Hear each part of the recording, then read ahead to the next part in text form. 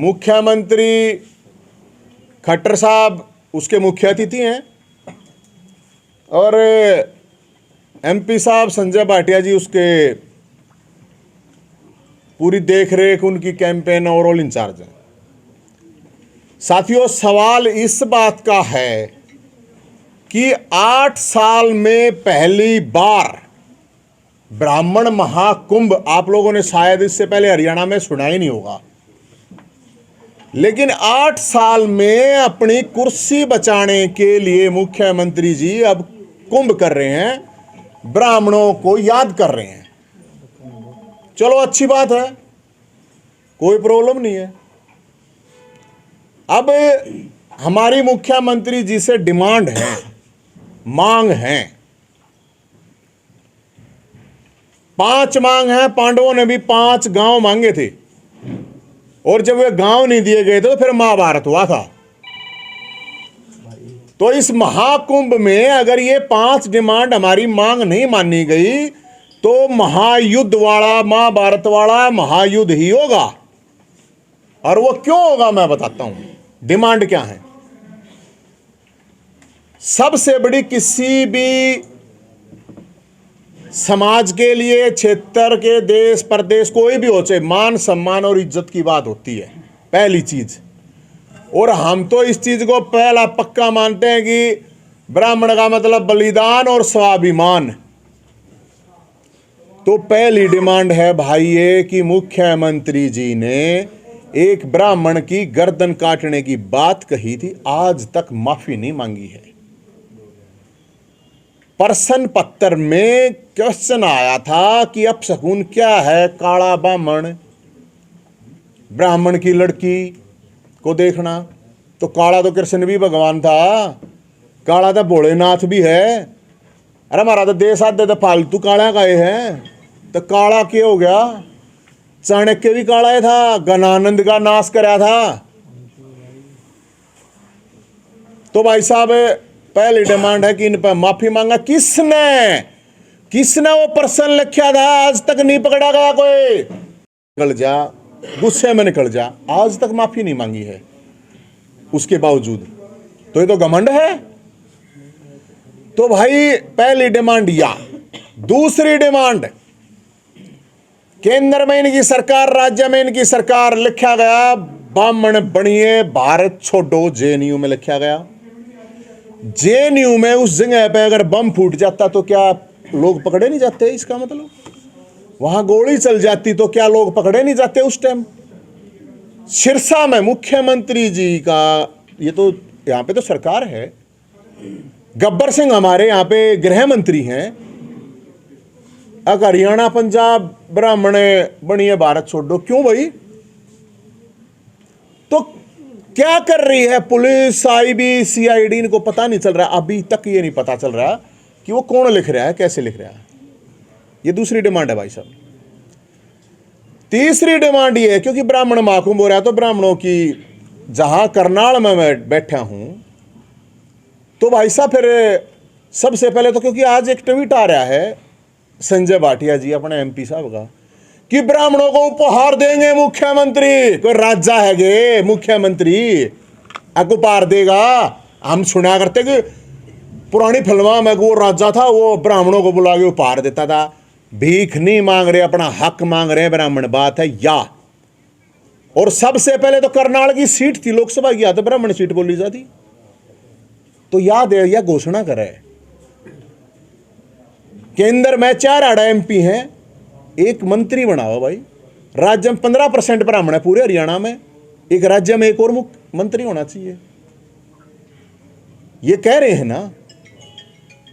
मुख्य मांग है जो ईबीपीजी कोटा और डोली की जमीन।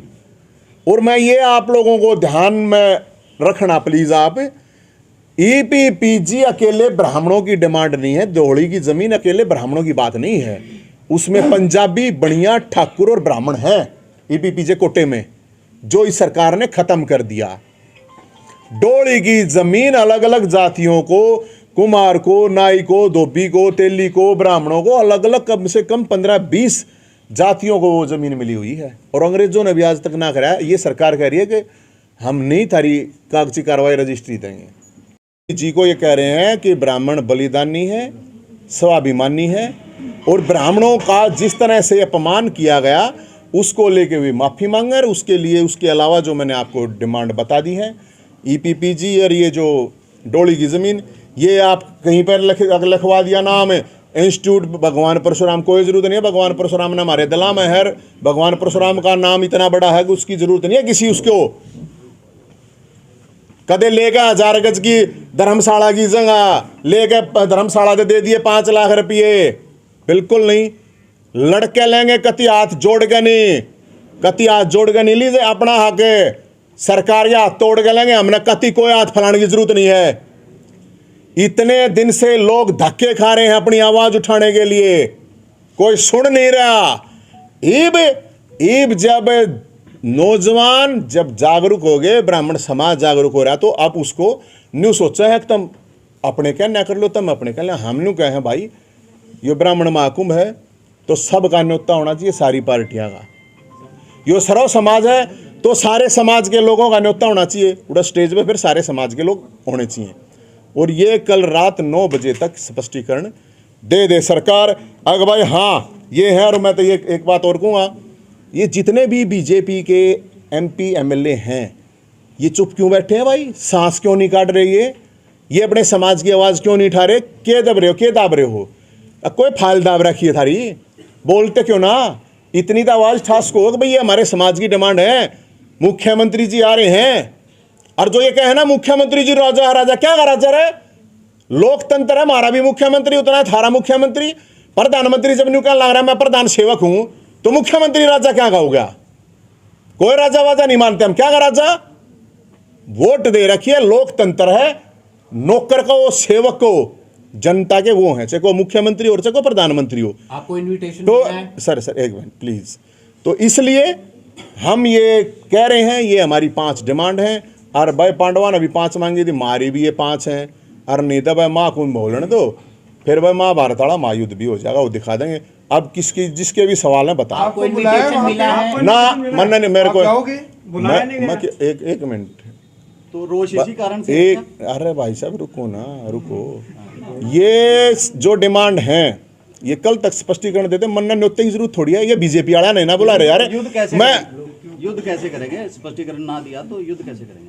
युद्ध तो भाई साहब हमने अपनी जमीन ली थी, लड़ाई है तो सीधी बात है, सामाजिक लड़ाई। को बोल रहे हो कि अहंकार है, 8 साल में नहीं याद किया, तो अब क्या आप भी अहंकार में बोल रहे हो कि हम ये कर देंगे वो कर देंगे? कर देंगे? मांगे नहीं मानी तो नहीं मांगे तो आंदोलन करें, क्यों ना करेंगे भाई?